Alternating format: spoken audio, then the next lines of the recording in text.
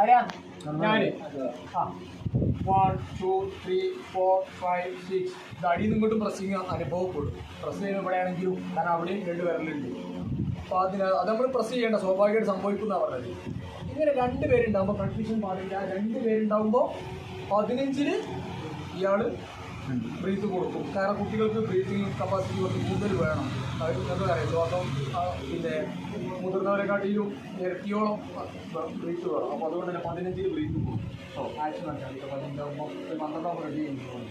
1 2 3 4 5 6 7 8 9 10 11 12 13 വേണ്ട, ഒന്നും ചെയ്യണ്ട.